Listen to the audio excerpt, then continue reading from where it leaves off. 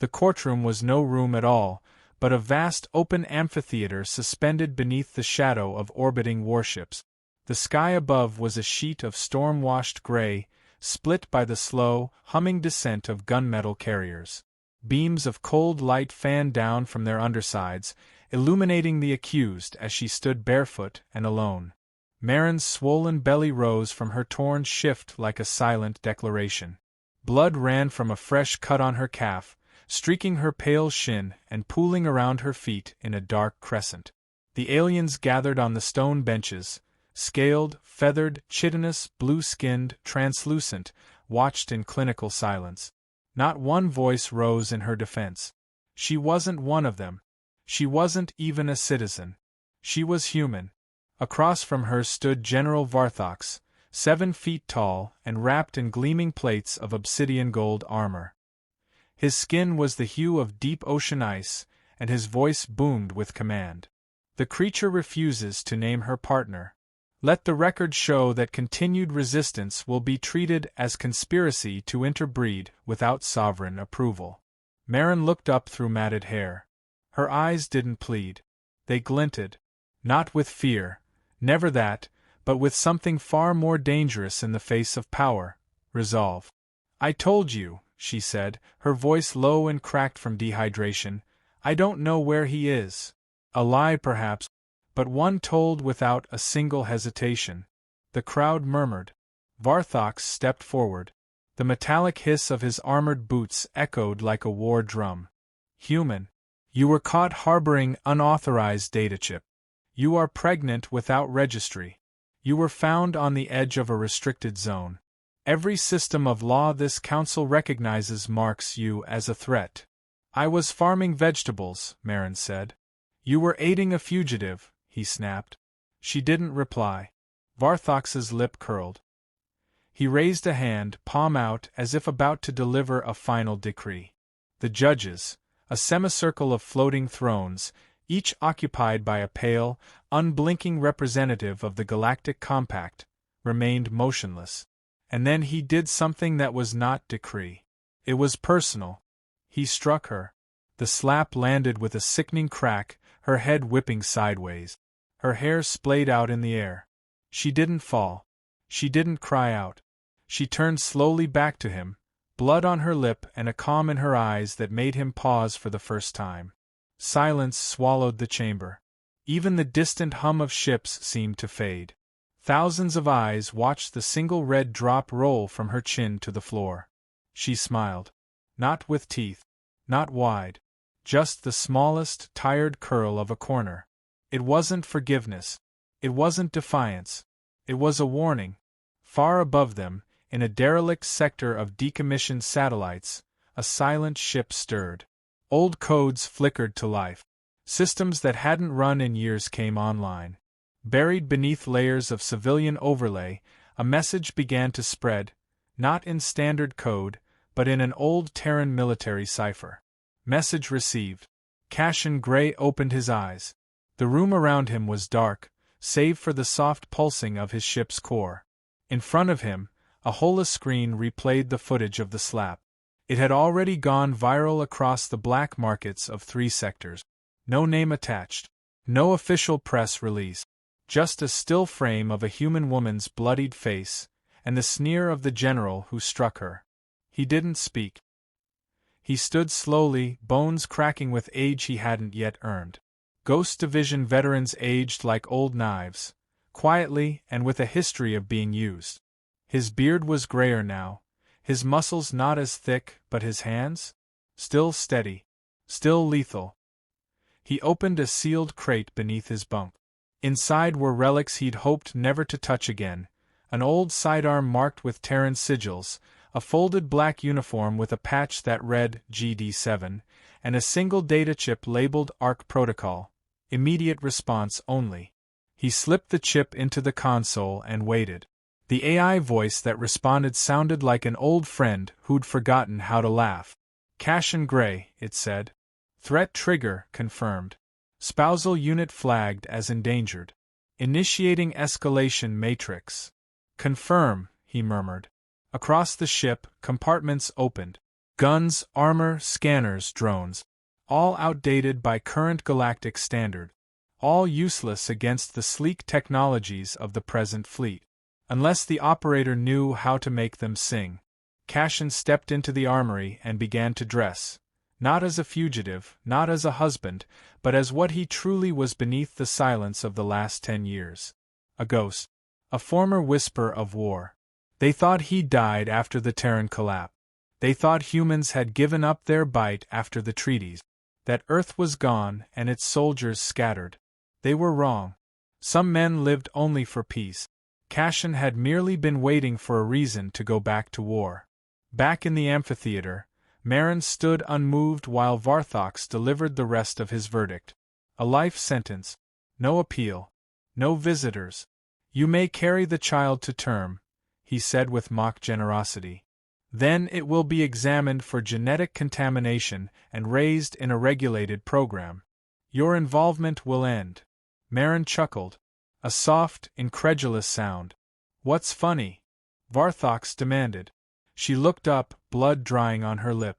You think you're the judge here, she whispered. But you just signed your own death warrant. He stared at her, confused. Your sentence, she added, is my husband. Marin was dragged away by guards. She didn't struggle. She didn't need to. The last time Cashin had gone to war, entire moons were left silent in his wake. And this time, they'd touched his family. Within hours, interstellar black channels began to flood with static. Sabotage incidents were reported on galactic military outposts. High-value data caches went dark. Convoy ships were rerouted without authorization. The phrase, "for the slap," began appearing in encrypted graffiti, even in the deepest layers of cyber traffic. Varthox paced in his chamber, unaware that 10 of his private accounts had just been emptied. That his personal bodyguard's implants had been compromised. That the flagship over the amphitheater had been sent a payload hidden in an old shipping manifest.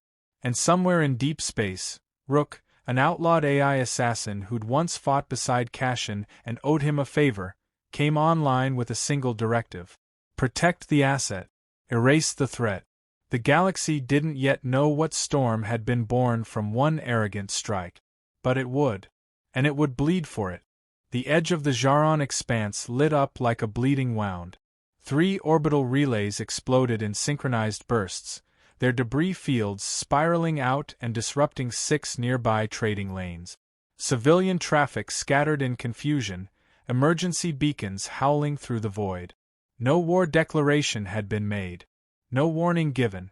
But for those who knew how to read the chaos, the message was loud and clear. Cashin Gray was back.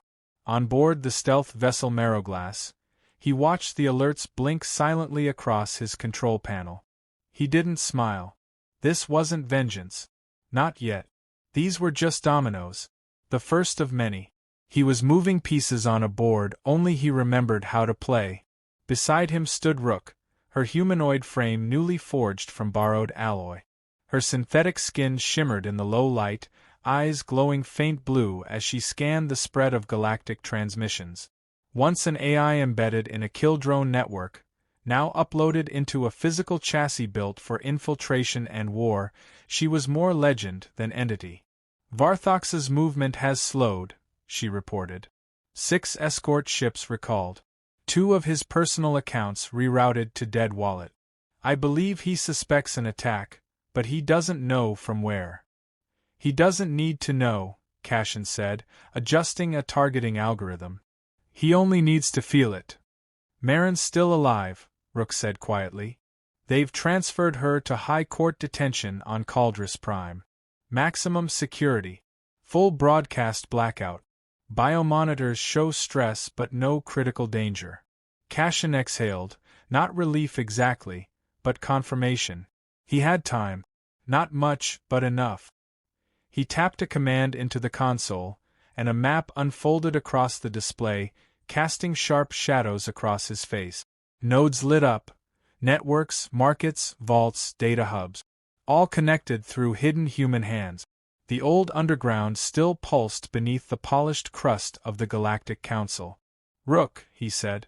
Wake the rest of them. She hesitated. Some of the old guard aren't ghosts like you. They moved on. Families. Peace. They'll come, he said. They always do when the council makes it personal. He transmitted the footage of Marin's trial across encoded channels, slipping it through backdoors, pirate networks, and ancient Terran signal paths. It reached an engineer on a Rust world who once built warships in orbit. It reached a miner who carried a dead man's ID because he'd faked his death 20 years ago. It reached a mother who still kept her battle armor sealed beneath her child's cradle. They all saw the slap. And they remembered.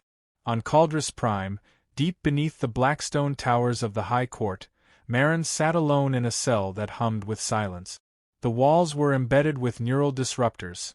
No stray thoughts could escape, no unauthorized tech could survive. A single beam of light fell from the ceiling like a judgment. She pressed her hand to her stomach. The child kicked once, gently. "You're gonna meet him soon," she whispered. "And they're going to regret everything." Guards rarely spoke to her. When they did, it was clinical, rehearsed, disinterested. But sometimes, rarely, an expression slipped. Pity. Curiosity. Fear. Marin had been many things in her life. A cryptologist, a survivor, a wife. But never a victim. Not even now. She'd spent the past 6 days running algorithms in her head, identifying the hum patterns of the disruptors, calculating the gap. If she could find even a half-second of downtime in the pulse, she could inject a signal. No tech required, just sound, breath, and timing. What they didn't realize was that humans had always been best when their backs were against the wall. While Marin searched for weakness, Cashin delivered pain. He hijacked a freight train on Devar Station, replacing its standard cargo with 60 EMP bursts disguised as food rations. When the shipment was opened in orbit around Council Sector 9, an entire quadrant of automated defense systems went dark. He leaked footage of Varthox's secret meetings with arms dealers, carefully edited to expose both corruption and cowardice. Varthox had always cultivated the image of the perfect warrior general, disciplined above reproach. The footage showed him shaking hands with smugglers who trafficked in nerve gas. On neutral worlds, citizens began to march. Alien races that had long viewed humans with suspicion now whispered of the human who would not kneel, the woman who bled and smiled, and the husband who made the stars flicker with fire. Varthox, enraged, doubled his personal guard and demanded emergency powers. The council hesitated. Even they could feel the tides shifting. Meanwhile, Rook infiltrated the judicial archives on Menev's moon. She didn't kill anyone. She didn't need to. Her mere presence inside a supposedly impenetrable system sent a message that echoed louder than any weapon. When she returned, she brought with her something more dangerous than an army: evidence. Marin's charges were fabricated, she told Cashin, projecting the data midair. They framed her. No hybrid breeding. No espionage. She was taken because someone feared who her husband might be. Who? Cashin asked, though he already knew. Varthox, Rook confirmed. Or someone above him. Possibly both. They wanted Marin not because she posed a threat, but because she was the key to breaking the last Terran war ghost. Fear had made them arrogant. Arrogance had made them sloppy. Cashin's comm pinged. An old voice came through, gravelly, cautious. Ghost 7, this is Emberlight. I saw the footage. I've got 2 gunships and a recon team standing by. We're not the only ones. There's a new code burning through the dark channels. They're calling it the Husband Protocol. Sound familiar? Cashin allowed himself a smile, thin and dangerous. Send the coordinates, he said. We're going in. The plan was simple. In 48 hours, a council convocation would convene on Caldris Prime. The perfect cover for security escalation. Varthox would be in attendance.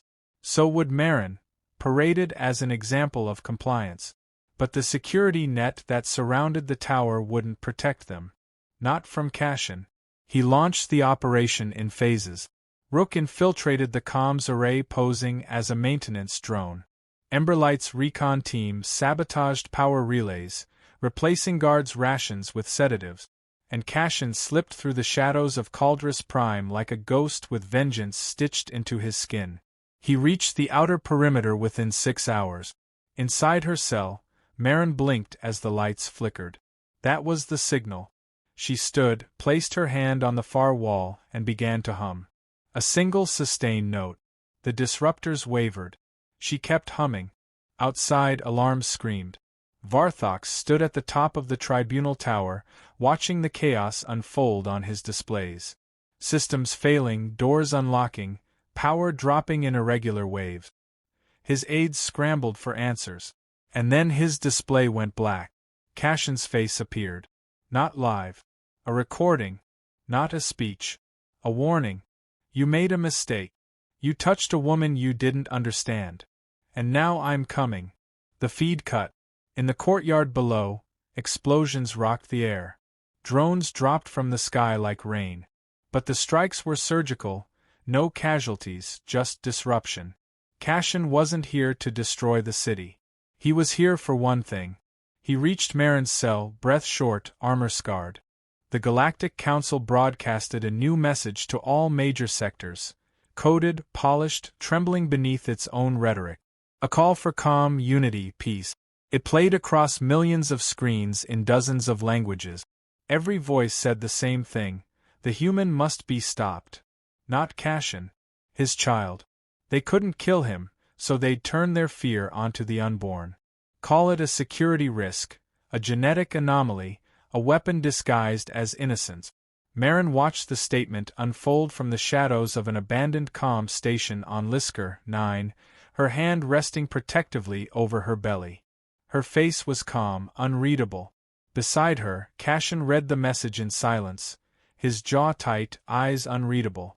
They're calling the baby a destabilizing agent, Marin murmured. Do they even hear themselves? They're afraid, Cashin replied. Afraid of the bloodline. Of what we represent. Marin looked up. Not just us. Humanity. He nodded. And fear makes tyrants sloppy.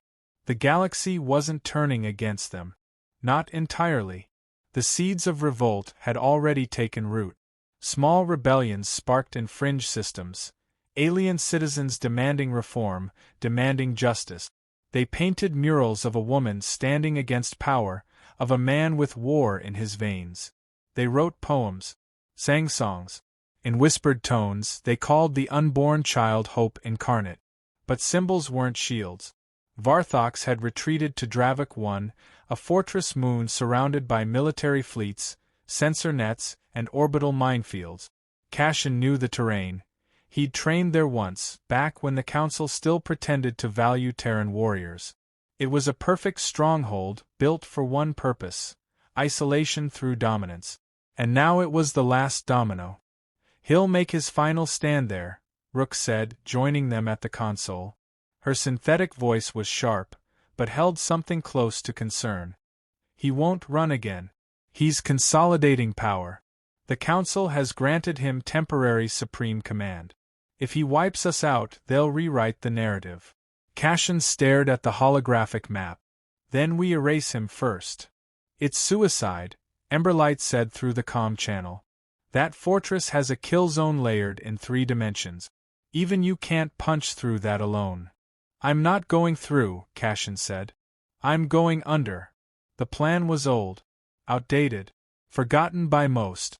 But Cashin remembered the war tunnels beneath Dravik 1, long sealed and lost in decommission records. Built by humans, hidden by humans, and now reclaimed by one. Within 12 hours, the team was in motion.